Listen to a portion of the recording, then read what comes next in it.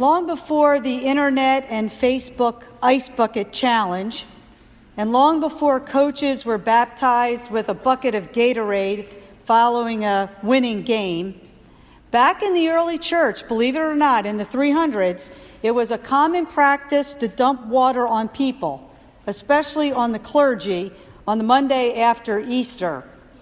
There was a big celebration in the Orthodox Church that they would call Rissus Paschalis, which means laughter, rising laughter. And it was a way for the priests, I don't know, maybe to let loose after all those Holy Week services. But they would tell jokes and they dress in funny clothes. And the whole idea was to continue to laugh in the face of the absurdity of Jesus rising from the dead. Well, you know how it is in the church sometimes. We don't like to laugh a whole lot, and Pope Clement X listened to maybe too many bad jokes, or he didn't think this was appropriate behavior for clergy. But sometime around the 17th century, he crossed his arms and he said, "That's enough, we're not having any more of this Easter laughter business," and he banned the Rissus Paschalis. But in the recent years, this tradition has risen not just among the Orthodox, but among many other churches as well. In the church year, we have all of these days on the calendar, like Christmas, like Easter, the Ascension, and there are nicknames for some Sundays in the church. And today, Sunday is often called Low Sunday. And I've always thought this is the craziest thing in the world, is that we come from this very high Easter celebration, Jesus is risen, and then the next week we have the gall to call it Low Sunday. What we should be doing today is having parties to celebrate once again that Jesus has risen. We've come through all of Lent and this whole reflection time of moving through the darkness into light. And we've been working so hard, the musicians and the pastors and the elders and the deacons. And now we've come to this glorious celebration and people decide to take a break. But why would we want to take a break from the resurrection? Why would we even want to stop talking about new life? Why do we want to just sit back? Shouldn't today be just as excited? Shouldn't we be just as excited today as we were last week, even though we don't have all those tulips and flowers up here? I've always thought that this week ought to be like having the victory parade. You know, we've won the championship. Now we ought to have the big parade. It's a time to party, to celebrate, to laugh and have fun, and to tell all those stories. Can you believe it? It really happened. Wow. It gives a new slant to the phrase that who laughs last laughs best. I would like to say that instead of this being a low Sunday, we always are going to name it a day for holy laughter. In preparation for today's Let's Talk gathering, which I taught with the adults at 9:30, I started to read a bunch of material about positive psychology and happiness. And this is not pop psychology. This is really scientific research that has been done about how we need to hardwire our brains for happiness. Some of what we have internally, biologically, can't be changed. It's genetic. But there is a lot in our brains that can be changed, and we can find ways to readapt the neurons and the transmitters to give us greater happiness. Brain science has demonstrated that those experiences, good experiences, large and small, can hardwire our brain for happiness and peacefulness and resilience. And it's not hard. You just have to take a moment, the 5 to 10 seconds, to sit in a pleasant moment. As I said earlier, maybe it's that first smell of coffee in the morning. Maybe it's the smell of your baby's head after they've taken their bath and they're settling down to sleep for the night. Maybe it's a surprise visit from a friend. Maybe it's looking at the sunrise. Whatever it is, rather than just for a moment say, "Oh, that's nice, that's my coffee," or "Oh, look at that nice sun." Sit with it for a while, because that experience is doing something to your brain. But research is showing that we are really quick to let those things go because we discount them and we don't think it counts. And the other part is because of the way we have been genetically made as mammals, we are genetically made to see things as a threat. So we immediately go to the flight method, and we see everything as a threat. So unless we rewire our brains by overcoming some of those feelings of threat and distress, we will continue to have this anxiety that is within us. Now, none of the research dismisses us going through difficult situations or pain or grief. What the science tells us is that if we build on those moments of joy and goodness, our bodies have more resilience and more capacity to deal with the challenging situations of our life. It becomes more natural. We don't go down the dreaded, oh my God road. We have tools and resilience that said, I can do this. I can do this. One of the other things that I was learning about, reading about this brain science, is that we tend to think that we're going to be happy by looking at the external circumstances in our life. If only we had a different job. If only I made more money.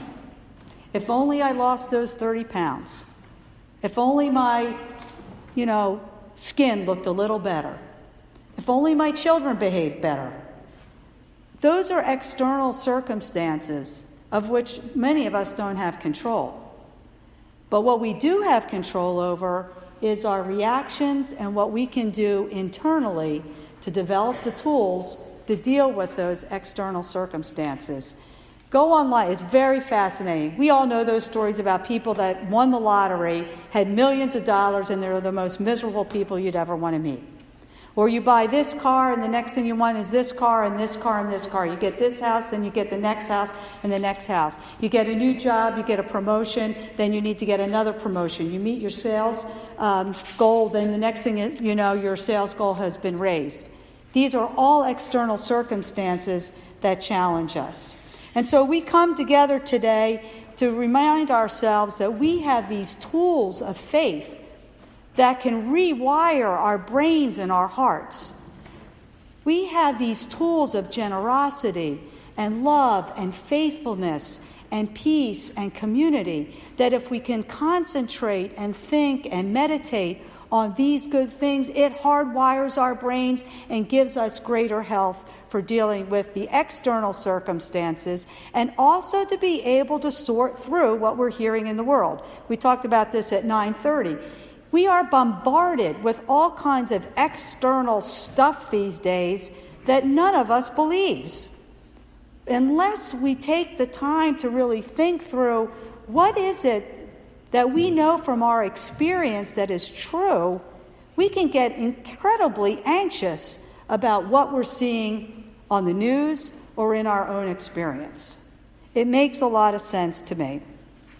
So we're here today because we are people of hope. We are here today because even though the world may think we're foolish, in God's wisdom, we know that we are people of hope and grace. We gather here today and we wear our bright clothing and funny hats and tell bad jokes because we are people of hope and we're people of joy. We gather here because there's nothing in all of creation that can separate us from that love and joy that we know in Jesus Christ. We can come together for a funeral as we did a couple days ago with breaking hearts and tears running down our cheeks, but we will not allow death to take away from the joy of knowing the person we love. We will not allow pain and suffering to take away from the hope that we experience when we open up yet another card from someone telling us they've been thinking about us. We're not going to allow our anger and frustration to rule our lives and prevent us from seeing the possibilities in our lives in the future. Because what was once brought low has been transformed into a new beginning. Where death has won the day, we laugh and we celebrate the triumphant victory of God over death. And we laugh. We dance. Some of us better than others. We watch us trip down the aisle or, do whatever we do to clap, which we don't do very well either. But we do it anyway because we're filled with joy. We know, this is science. Science enhances the blood flow to the extremities. Laughter releases endorphins and those natural mood-elevating and pain-killing chemicals. It improves the transfer of oxygen and nutrients to the internal organs. Laughter boosts the immune system and helps fight off disease, cancer, as well as viral, bacterial, and other infections. Why in the world are we taking medicine? We ought to be laughing, telling jokes, as bad as they are. A good sense of humor, a positive attitude, and the support of family and friends really can play a role in improving our health. And there's lots of funny stories in the Bible. Every time Jesus is talking to the disciples, they don't get it. And I always have to laugh at his frustration. But even today, I find some humor in the story of Jesus appearing to the disciples. Picture them, they're all locked up in that room. They don't believe what he said.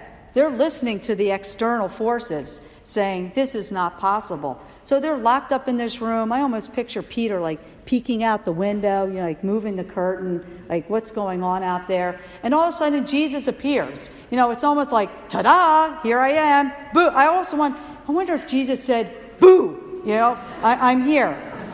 But they were hunkered down. They were nervous. They were scared, and suddenly someone is in the room. And haven't you had that experience where you've been so scared, just so scared, and then somebody comes next to you and holds your hand or stands with you, and you just have this release of your fear, and you're like, wow, my God. How many times have we been frightened, and someone brings that gift of peace into our midst? And perhaps we laugh. We just laugh and we say, oh my God. The disciples and the early followers of Jesus didn't look at the external circumstances to find their joy and happiness.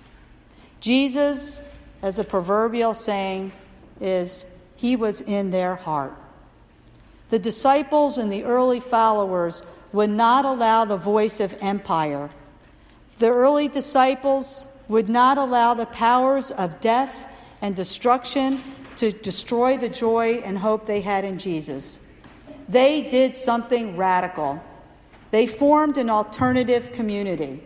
They defied all conventions and chose to live in community, and they chose to share. They embodied a generous way of life that we seek to model to this day. But it's difficult. As God has been generous in his grace to Jesus, they decided that they would be generous with each other. That was something they could do, and it came from their heart. They sold their property and gave as people had need. They welcomed people into their homes and fed them and clothed them, and they broke bread together and gave praise and thanks. Every time we gather as the people of faith, we give thanks. We give thanks. We remind ourselves that we are God's people of joy. So let's laugh. And let's carry this word of joy to all those who are hurting in the world, because we are God's hopeful and joyful people. Christ is risen. Alleluia. Amen.